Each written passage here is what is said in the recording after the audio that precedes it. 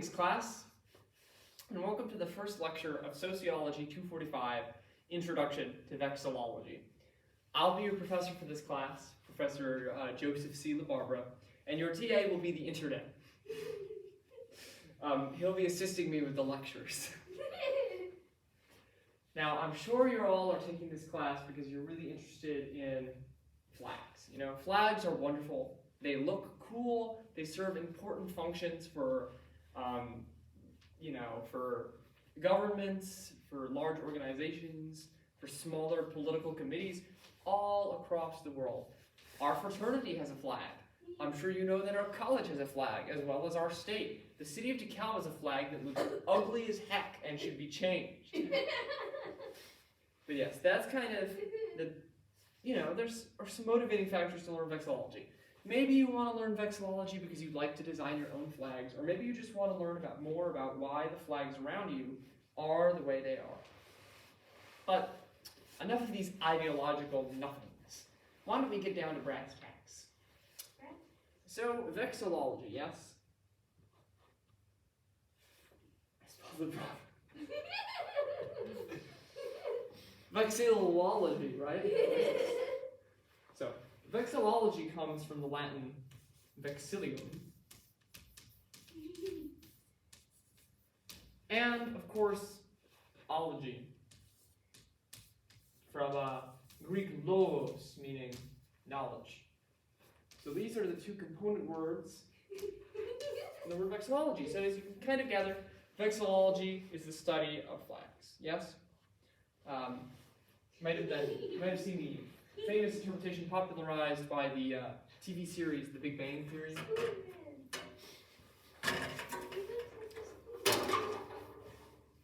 Yes. The origins of vexillology really do trace back all the way to the heraldic tradition. So to kind of get a first overview here, we're going to be talking a little bit about symbolism more generally,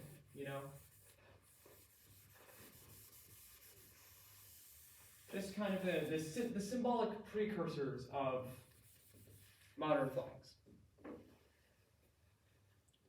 Okay. So, kind of going back, the basic concept in heraldry is this idea of a coat of arms. Something that represents yourself, perhaps your ancestors, and your issue. Something that it can usually provide some kind of claim to legitimacy if you want to be in charge of something, or you want to become in charge of something in the near future. So for example, if you want to be a king of basically any medieval European kingdom, you're going to want a coat of arms that puts you in a dynasty that you can trace back to the Romans. Simple as that. You'll probably want to be traced back to Charlemagne if you're a later medieval kingdom, especially in the western part of Europe. But you definitely want to link yourself to as many famous historical persons as you can get away with. And people will scrutinize this, so, you fib, not too much, but there's this interplay between wanting to make yourself look cool and not wanting to make a stupid mistake that you'll get called out on. Now that said, their records are a lot worse, well, I don't want to say a lot worse, but they have a less standardized method of records for their recent ancestors than we would have for our recent ancestors today. So they can get away with, pulling names out of a hat, If you ever look at the chronology of Welsh kings, whoo, boy. Whoo! But yeah, so, coat of arms is made up of several components.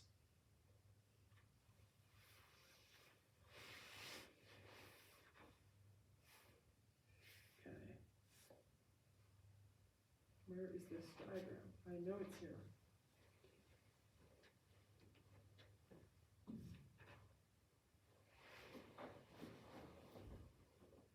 Okay.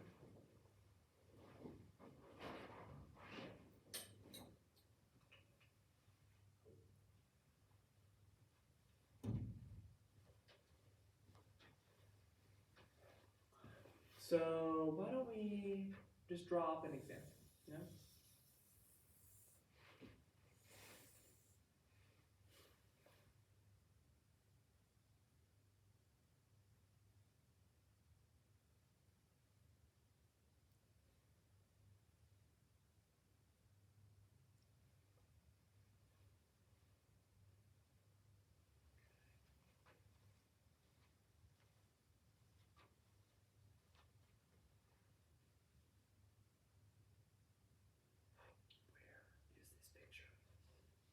This is why I don't use my phone to do research on the internet. Okay. I'm swapping my TA out for a different TA. Sorry. This one's name is HP Victus. Full name Hewlett-Packard Victus. I don't know if I can unlock it. We'll get there. We'll get to U.S. city flags in a future lecture.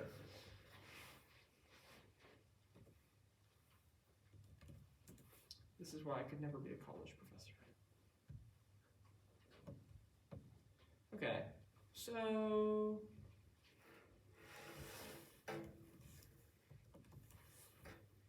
coat of arms.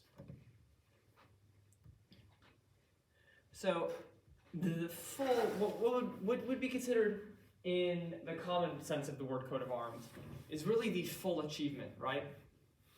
So the coat of arms is just a specific part of the heraldic achievement. But the heraldic achievement consists of several portions. You'll have this main part here, which is the escutcheon, this kind of shield shape that is the most, famous component. But usually, underneath the shield, there will be what's called a compartment. This can be grass, water. It's the substance. It can be a cloud. It's the substance on which the escutcheon stands. And underneath that will usually be some kind of banner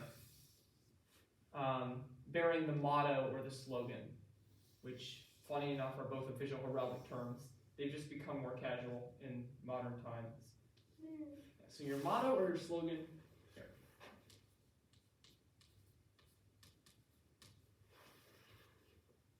I'm making sure I'm spelling this right, and I'm not.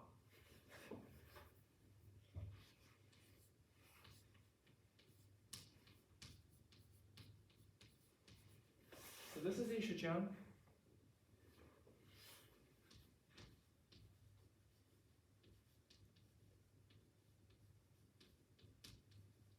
This is the department. And this is the motto or slogan. These are not the only parts of an achievement. Achievement not unlocked yet. So on either side, actually I'll start with what's on top.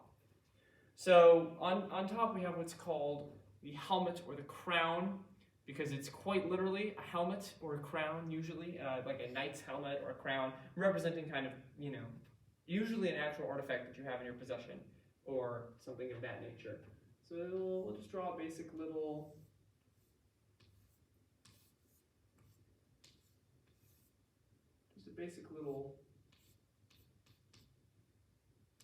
helmet there, yeah?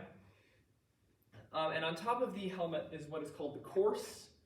So that's often a rope, some kind of separating element that can either float or rest on top of the helmet or crown. And then on top of that is the crest. So this can also be a crown. So we have our helmet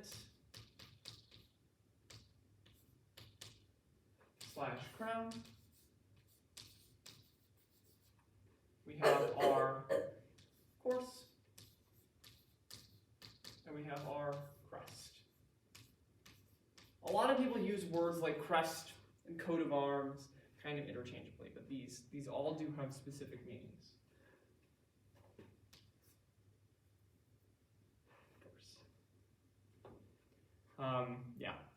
Torse because it's meant to evoke this kind of feeling of like a ring that goes around and supports the crest.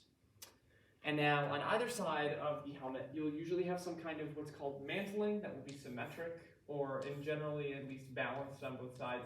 This can be fire, ivy, wings, things of that nature, but this is mantling.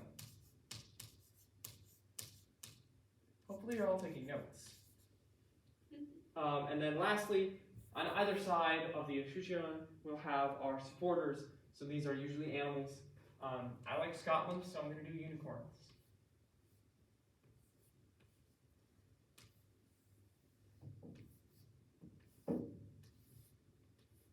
And they often assume postures that would be really infeasible for actual animals that they're meant to be, which is why the Australian coat of arms, or the Australian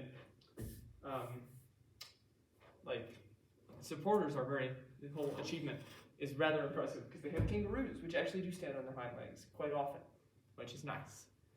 But yeah, and so these are the supporters. Usually there will be one on both sides.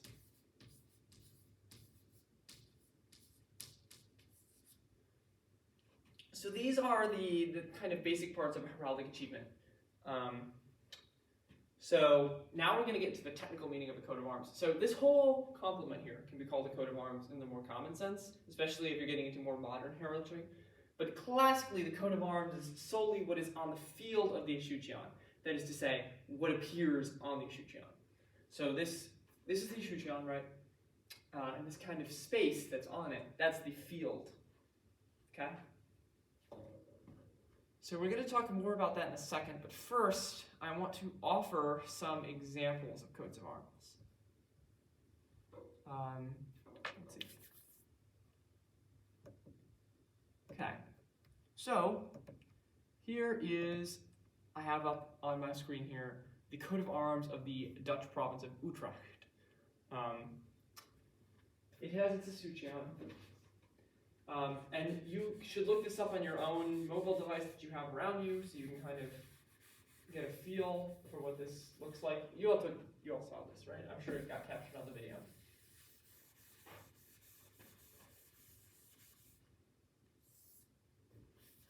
Yeah. So I can tell you that their escutcheon has this cool format on it where it has a smaller one in the middle, and on each side is some crosses of St. George and a couple of lions. And then it has two supporters, which are both lions. So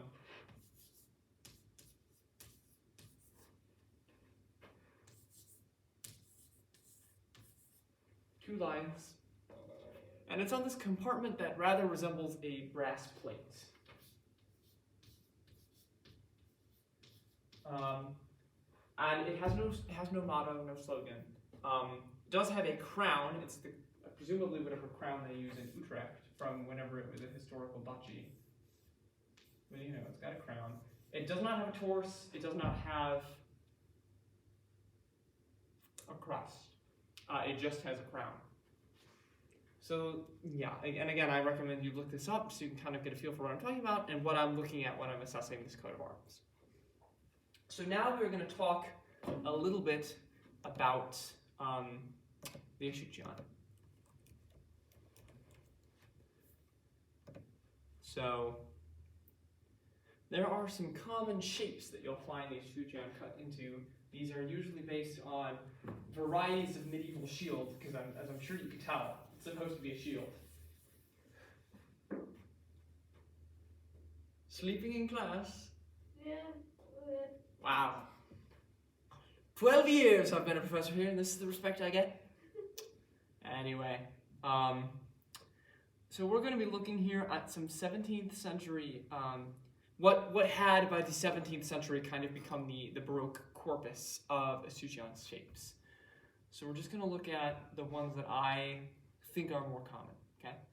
So this is a 14th century heater.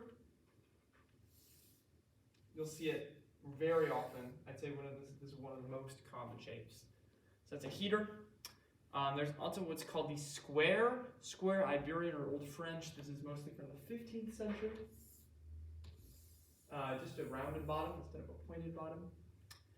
Next one I have on this list here is the any of the eared tops. So the general form of an eared top would be something like this. But you could also have a square eared top.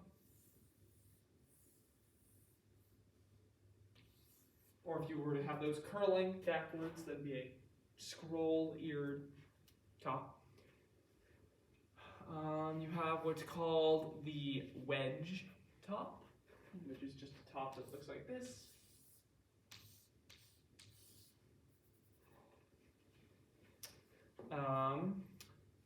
You have a two engrailed top, so that's this. You have the Iberian and then you have what's called a lozenge. And a lozenge is usually what will be used for ladies. You'll have a lozenge as your coat of arms. So you'll have your family's coat of arms in the shape of a lozenge. And then, if you're a woman of status engaging in a royal marriage with a man who presumably has his own coat of arms, you can combine these coats of arms, you can bear both of them together, things of that nature, and so that's why the different shape, So these are kinds of the shapes that you can have, but there's also a number of important points on every coat of arms. So I'm going to be using the original heater shape for this, and probably from all of them from here on out. Although I do quite like the old French, just because this curl bottom looks so nice. So there are a number of crucial points on any kind of escutcheon. I encourage you, there's a diagram you can consult later, but I'm just going to make a crude replica of it right now. So these are the points.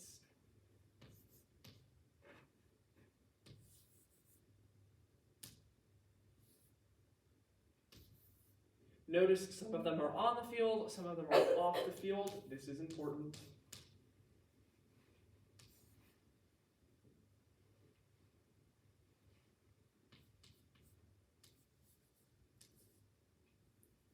That's not the letter J. Cool. So let's just kind of go through what all these points are, right? So A is the chief.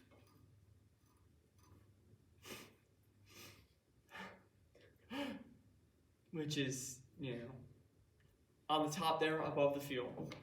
B is our dexter, which is when you are looking at it from a viewer's perspective. It's going to be on your left side. But it's called dexter, which means right, because if you're the one bearing the shield, it will be on your right side. Same with sinister, which is point C. D is bas, which is at the bottom. E is dexter chief. Notice it's on the field. That is the top right corner, or to us, the top left. And then, of course, F is middle chief, and G is sinister chief. This little area is chief for a reason that I will get to in just a second.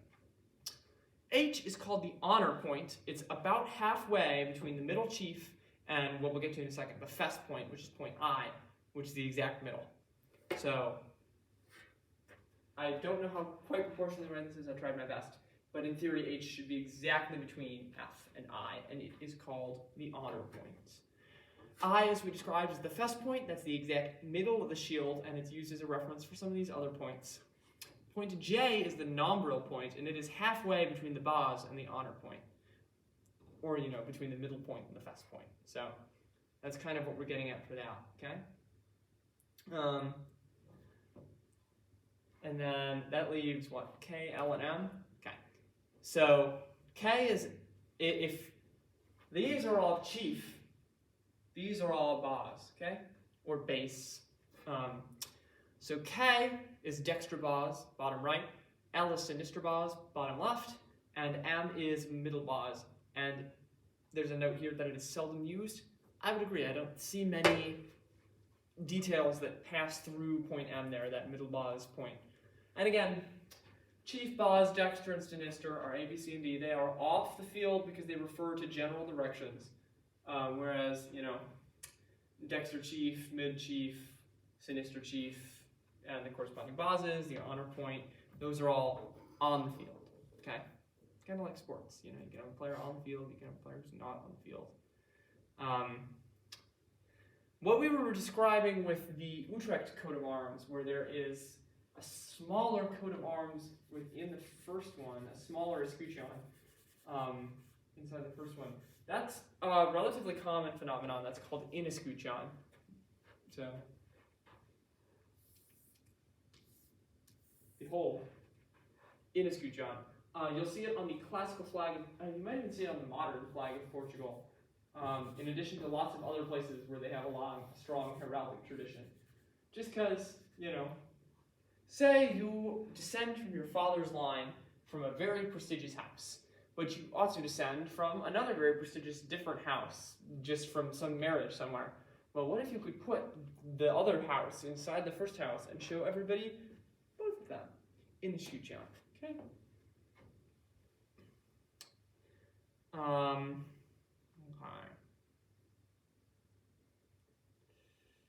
So sometimes your Shuqiang will have a kind of frame around it. This is what is called the console. This is something special. You won't see it all the time. I think it's on the French coat of arms. You'd have to check me on that though. So we're gonna move on to some of the other stuff. So we'll start with the field itself, okay? So the field can be divided in a number of very common ways.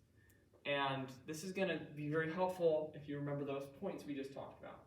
Because the first one references the name of one of those points because it is party per fess, division across the fess. Party means parted, so it's parted across the fess, just means it's divided like that into many coat of arms. I want to say the Austrian coat of arms, the classical one, Polish coat of arms, many of them. A lot of the two-colored ones are divided that way. You can also have party per pale, divided along the pale, half the other way, okay? And then there's two kind of like diagonal cutting lines you can do. You can have party per bend, which is this. If I were to flip it around this way, that'd be party per bend sinister. The first one is considered the default because right hand, you know. So that's why it's just party per bend and party per bend sinister. And then, you know, next thing you can do is party per saltire, which is diagonally cutting it both ways. So that is party per saltire.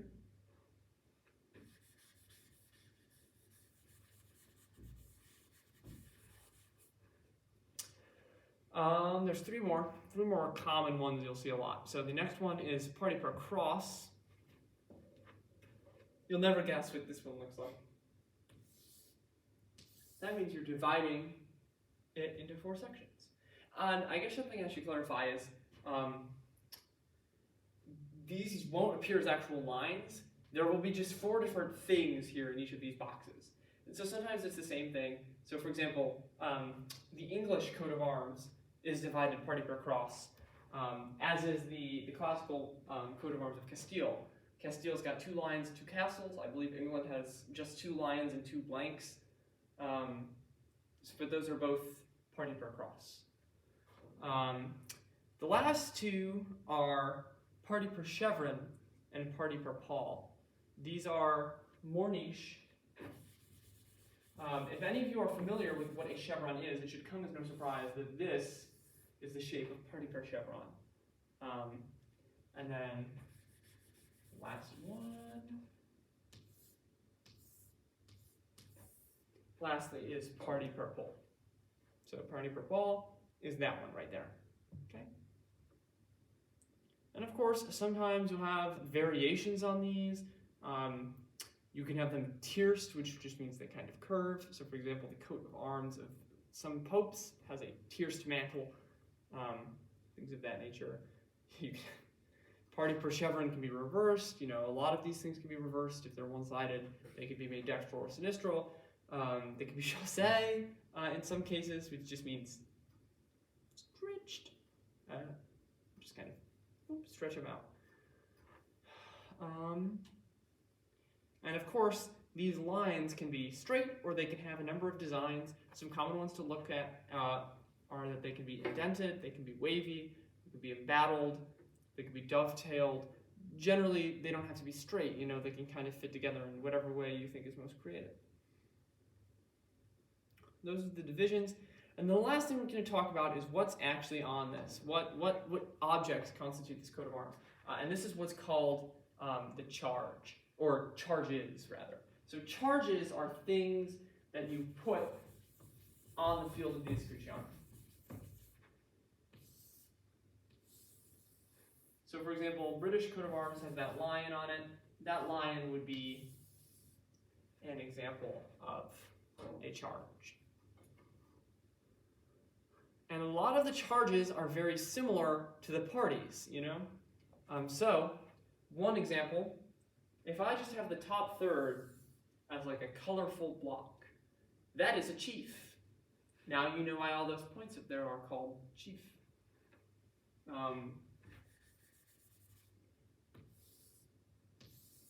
This is a bend.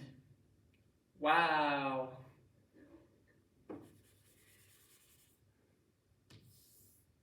If I just do the middle third, like the modern Austrian flag, that is a fess. Of course, its complement, the vertical one, is the tail, just like we saw earlier. You can also have a chevron, a cross, or a saltire, all in that kind of pattern. You can also have Paul, or you can have another unusual one. This is rare, but it's called pile. It's just kind of a spike that goes down. And you can have a bordure, which is different from an inescutcheon. Because an inescutcheon is a smaller coat of arms inside of a larger coat of arms. A bordure is just this region that kind of encompasses the outside and then goes in a little bit. You can have quarters, cantons, orals and bases, flanches and labels, and all sorts of other smaller bits that are slightly related to all of these. You can also have lozenges, fusils, and mashals, and ruches, and billets, and roundels, and mullets, and estoiles, and hexagrams, and pentagrams, and crosses flory, and crosses crosslet, and crosses patents, and crosses potent, and crosses molines, and crosses pates, and crosses botanies. There are so many shapes. You could put people, angels, demons, black people, dragons, knights, knights on horses, kings, members of clergy, literally any animal, but mainly lions. There's a surprising number of birds, fish. There's, like I said, kangaroos, wolves, deer.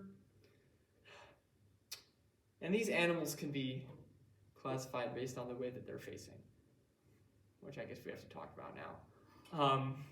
So, you'll never guess what it means if an animal is toward sinister. It means it's turned towards the right side of the shield, which actually means it's not, it's turned towards the right side for us. Left side, sinister for the person holding the shield. If it faces the viewer, it's full-faced or affronté. If it's gardant, then it faces dexter, but its head is turned to face you. So its body is dexter, but its head is looking at you like this. And of course, if it's regardant, then it's facing dexter, and its head is looking sinister, as if its neck could rotate 180 degrees like an owl. I guess they like making their animals do contortionist stuff. You can also have plants. You've probably heard of a fleur-de-lis. Roses are very common. Maple leaves if you're into Canadian heraldry. And then you can have inanimate objects. I'm going to read from a little list here, but pretty much anything you can think of can go on a escutcheon. Anchor, book with letters. Caduceus, the rook in chess. 3 clarions, a crown, a carbuncle. Fasces. Fire basket. Harp, keys adorced. Lymphiad, maunch, moon in her plenitude. Portcullis, snow crystal, spur, sun in his splendor, sword, tower on a mount, and wheel. Now that we've covered the basics of heraldry, it's quiz time. Okay. What are the parts of a heraldic achievement? Anybody? I'll make it a little easier. I'll draw one out. We'll use an example.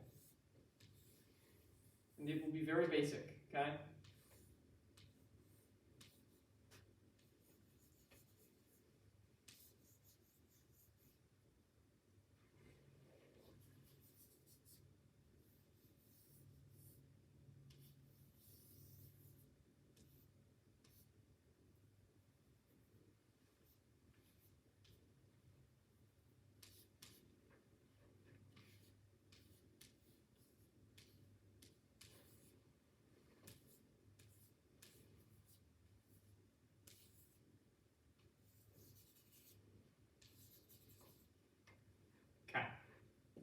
Here's our heraldic achievement. What is this part? Yes, you there. Institution. Yes, close enough. How about this part? This part. It's the compartment. How about this part? Yeah, you right there with the big nose. The wavy bit. Close, but not quite. This is the motto or the slogan. What are these two guys? Yes. Those are people. Those are Dave and Greg specifically, but we're looking for a more general use case. They don't have to be people, they can be anything. But what we call the object that occupies that role? On either side, kind of holding up the escutcheon. Supporters? Yes, they are supporters. Now, finally, what are these 4 parts up here? There's 4 parts. We'll say part 1, part 2, part 3, and part 4. Anybody can tell me what part 1 is?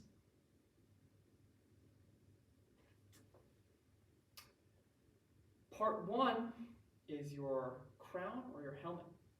How about part 2? That's your torse. Part 3 is the crest, and part 4? Part 4 is the mantling. Yes, very good, very good. I'll draw some sample escutcheons for you, and then I think we can close off this lecture. Where, in typical first lecture fashion, we did not talk about anything related to the title of this class or anything that you would find in the course description if you were to look it up on the NIU catalog.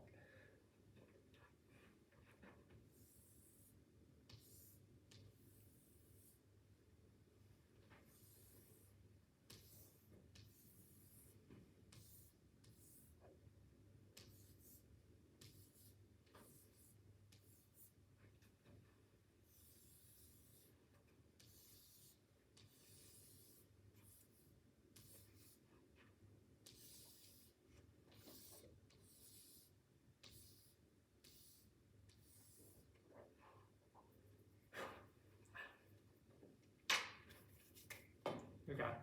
I've drawn from you some sample escutcheons, each with different charges on them. Could you tell me what these charges are?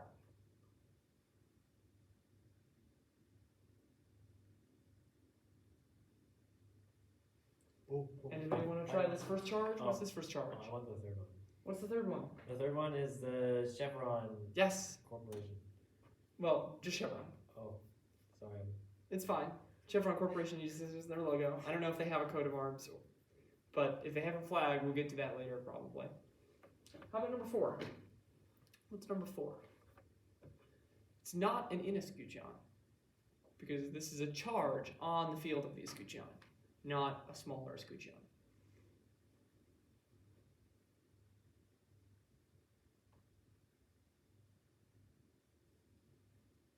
That's a bordure. What is number 1? A line. Be more specific. A horizontal line. And what do we call a horizontal line when it's a charge on the escutcheon? Would that be a flat line? A fess. A fess. Very good. Very good. And lastly, number 2. Nobody got it, but that's a saltier. The 2 diagonal lines form a saltier. Okay. Professor Yes. JC, when are we going to learn about flags? Eventually. This is an open-ended question. What is another charge you might put on an escutcheon? This feels like a Family Feud question. Unicorn. Yes, a unicorn. You could put animals. Yes, very good. What's another thing you can Fire put besides basket. animals? Fire basket. Yes, inanimate objects. Very good, very good. Fire basket. Yes. Anything else? David. That's a person. That counts. Yes. Usually grouped with animals, but yes. Greg? Also a person. Can you think about a different like category of thing that could go? We've Uh, said people/animals. We've said inanimate objects. There's one more big one that I'm looking for. Actually, I guess there's two more big ones that I'm kind of looking for.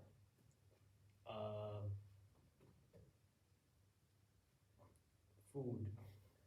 That's also inanimate objects. Colors. Those are charges. Numbers. What? Letters. Numbers. Generally, it's considered in poor taste Words. to put excessive words on the escutcheon. You have the motto section for a reason. Now, of course, you can have a book that has like letters in it, or you can have a couple letters, but generally we try not to go excessive, especially considering they will be so small in the escutcheon that nobody will be able to read them if there's more than like 4 letters. Okay. I'm thinking fleur-de-lis. What kind of category would that fall under? Canada. No, you're thinking of a maple leaf. Unless you're referring specifically to Quebec, which we'll get to in our future units. Is it a tree? What is a tree if not a kind of plant? And then there's one more category that's not a tangible thing like these other ones. It's more of a classic shape. What? Art. Heart. Art. You could have a heart, but I'm thinking for one where I named like 7 different kinds you could find on an escutcheon. It's more specific than the other 3. And also, you know, consider the situation. This is medieval Europe. What are they going to want? What do people in medieval Europe want other people to think of when they think of them? Money? I'm not so sure. You say you're People. Say you're a medieval knight. What do you want people to think you're like? Cool. And what is cool in the Middle Ages? What kind of things do cool people do in the Middle Ages? A joust. They joust. Well, why do they joust? To be cool. That feels circular. Think of a movie where a knight jousts. Why do they joust? To poke the other guy with a stick. Why do they want to poke the other guy with a stick? What is accomplished by this? Knocking the guy off the horse. I mean, yes, that's what their goal is to do. But what is their motivate? Like, what do they hope? What non-physical kind of thing are they participating in this joust for? Something that's not tangible. Bragging rights. Bingo. So, like, yeah, like they want to be seen for they want to be shown for their prowess with the lance, right? You know, prowess with the lance. What I'm kind of getting at is if you're a knight, you want to be chivalrous, right? You want to be virtuous. So what would you put on your coat of arms to suggest that you are virtuous? Fire basket? No, not quite. What is the most virtuous thing in medieval Europe? God. But you can't put God on your coat of arms, right? Wait, you can't? Last I checked, you'd be very hard-pressed to put God on your coat of arms, considering no one knows what he looks like. Oh. But what could you put on that would maybe represent God? It's not a fire basket. Like a way in which God was brutally killed when he descended to earth as a man. Oh. You got it? I feel embarrassed now. Maybe a touch. Maybe a touch embarrassed. A cross. Bingo! A cross, Yay. yes. So those are 4, there's more than 4, but those are 4 major categories of things that you'll find as charges on an escutcheon. You can have crosses, plants, animals, or inanimate objects. There's others, I think we talked about a few of them. But yeah. So you've learned a lot about heraldry in a single day. Specifically, we've learned about one thing in heraldry. The heraldic achievement. and all the things that go into making it up. So my intangible assignment for you all is to kind of, either if your family has a coat of arms, define it, or define a coat of arms of a country or a family that you're familiar with, and do a little analysis. What is on the field of the escutcheon? What are the supporters? Is there a motto? What's the comportment? What is the mantling? What kind of crest does it have? Does it have a crown and a crest? Or a helmet and a crest? Is there a torse? What kind of torse is it? You know? And if it's something that you are not sure of from this lecture here, maybe look it up. See, like, this thing doesn't look like anything. What is it supposed to represent? Because sometimes they're very abstract with their representations. And then your actual homework is to read chapters 3, 4, 5, 6, and 7, which are all about the intricacies of the ancient heraldic tradition, before we get into the actual flag part of this class, which I'm sure you all are just dying for. Yeah. That concludes lecture 1. I will see you all on Friday.